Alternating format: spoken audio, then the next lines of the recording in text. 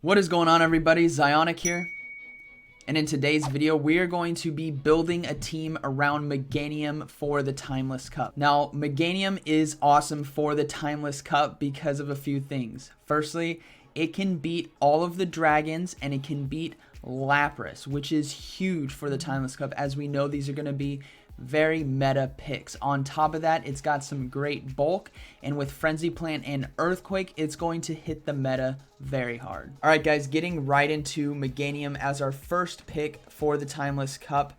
It's going to be rank 4 overall with Vine Whip, Frenzy Plant, and Earthquake. You are going to be able to handle all of the water. So Lapras, Swampert, Whiscash, Tentacruel, all of them. You're going to do really, really well.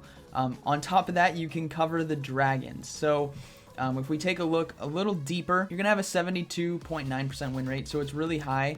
What I want you guys to notice is that the dragons, every single one of them, we can cover. And that's because of landing Earthquake. Now, dragons are going to resist grass-type moves. That's a given. But you got to think about the different situations you have in a battle. They may not have a shield left, or maybe they only have one shield left.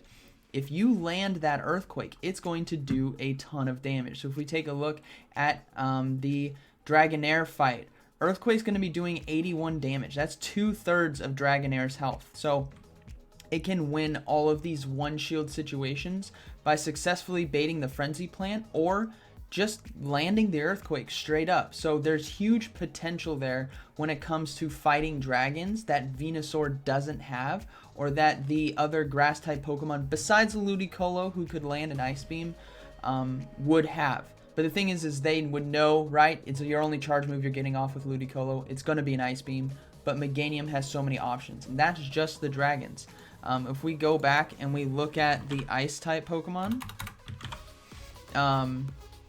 we'll see that, you know, Celio we can tie with, Lapras we beat. But the thing is with Lapras, right, we can just straight Frenzy Plant. We are going to absolutely destroy a Lapras, whereas Venusaur would get farmed down. So by choosing Meganium over that, you have different wins that Venusaur can't get, and then the other thing is you also lose to Venusaur. That's the give and take when it comes to Meganium, as you're going to be able to beat those heavy meta things that we'll see in the dragons and the big ice type Pokemon like Lapras, but we are going to be losing to poison stuff. So Venusaur is going to be one of our main counters, which is why we're going to kind of build this team to help protect us against a Venusaur. But the thing is, you got to remember, right? Skuntank will lose against it, but if you land that Earthquake, guys, as we see right here, Earthquake, 154 damage. That's all of his health. That's basically all of his health. So he can fight back against things that would beat him. Again, something like Venomoth, which is going to be a huge Pokemon for this tournament. We're going to lose to it straight up in a fight, especially if they have Poison Fang. But if we land an Earthquake, that's again going to be 2/3 of their health. So you got to kind of think about where you're going to be at in the fight, where you have energy. If you can land Earthquake, it's either going to force a shield or it's going to take them out or do a huge chunk of damage. You guys know what I mean. But Meganium has a huge upside when it comes to the Timeless Cup. All right, so now that we have our Meganium pick, we need some coverage. And like we saw there, Meganium was losing hard to those poison type Pokemon. So we're obviously going to want to look at the bugs. And again, Venomoth is definitely going to be the front runner, guys. If you guys have a legacy with Confusion, Silverwind, and the legacy Poison Fang, it's going to be an amazing pick for this tournament. Not only can you beat other Meganiums, you can beat the Venusaurs, you can beat the Glooms, the Blazikens, the Haunters. So he is going to be an awesome pick. So he'll definitely be great protection when it comes to Meganium's coverage. That coverage isn't alone with the poisons. We also are going to be losing to Fire-type Pokemon, so Charizard, Castform, things like that. So we need the other side of coverage, and that's going to come from our Mud Boys. Now, the Mud Boys, we can't use Swampert or Blastoise. Well, Blastoise is a Mud Boy, but you guys get what I mean. So we're going to have to look to others. Now, Whiscash is really solid, and it's a solid pick for this cup, but the thing is with this team, Quagsire, I think, is going to do a lot better. A couple reasons. First off, that Charizard matchup, which is going to be a very hard counter to not only our Venomoth, but to our Meganium. So that Stone Edge, landing that, or getting the shield for that, is going to be crucial. You're also going to have Earthquake for all those dragons. And yeah, he can just cover everything in the meta. He hits things so hard.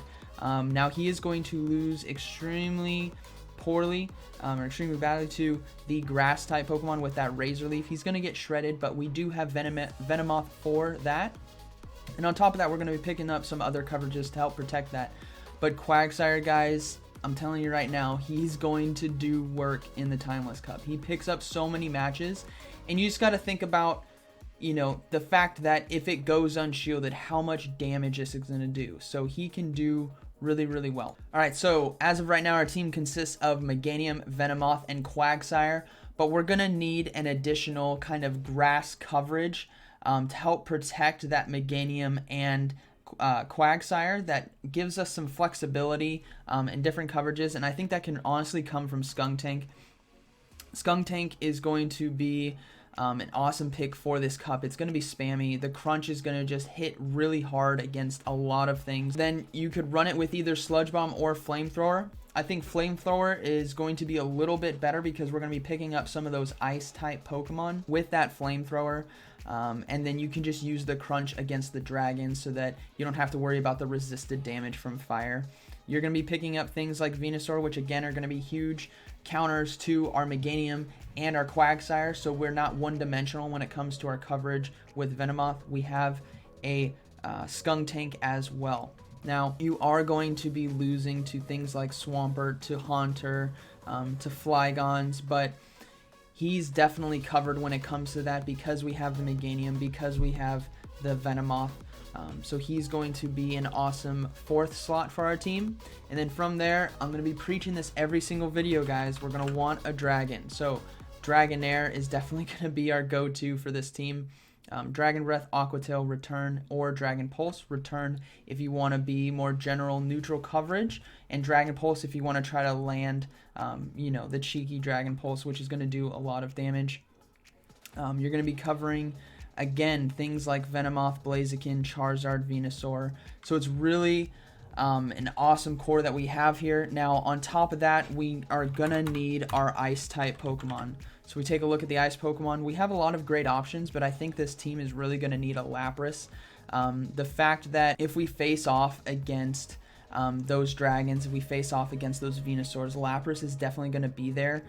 Now, if we see a Victory Bell or something on the opponent's team, or a Ludicolo, that's where our Venomoth or Skuntank can come in, but Lapras can really handle the Venusaur. As you guys see here, Lapras versus Venusaur with Ice Shard is going to absolutely dominate a Venusaur. You can shield twice and just finish them off with Ice Shards. Now, you're going to want to have Ice Shard, Surf, and Skull Bash. So now that we have our team built, let's kind of take a look under the hood against the meta with this team. So it's going to cover the meta really, really well, guys. As you see here, these X's are good for us. Venusaur is going to get beat by Lapras, Dragonair, Venomoth, and Skuntank. On top of that, if it gets hit with an Earthquake or it gets hit with an Earthquake Stone Edge, it's just going to do a lot of damage to Venusaur. Dragonair is going to be covered by 3. Swampert is going to be covered by 3. Meganium is going to be covered by 2.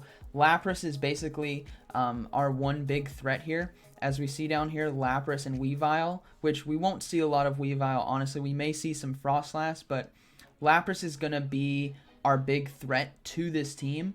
But the thing is that's if it shields all the way. It's going to have to be shielding Frenzy Plants. It's going to have to be shielding Stone Edges. Lapras in the mirror with Skull Bash. Dragonair with potentially Dragon Pulse, or just the return damage and Dragon Breath. Venomoth with that Silver Wind, and then Skuntank with Flamethrower. Yeah, you can just, even though this is our #1 counter, it can still be beat with these things, and it's going to have to shield. Which the point of Lapras is to kind of soak a lot of damage, so the second it doesn't shield, its health is just going to get chunked away from this team. We have a lot of hard-hitting moves. Overall score 600, not the best.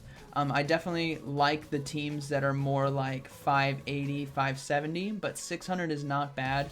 And yeah, as you guys can see, Lapras is just the one thing, but a lot of our moves cover it.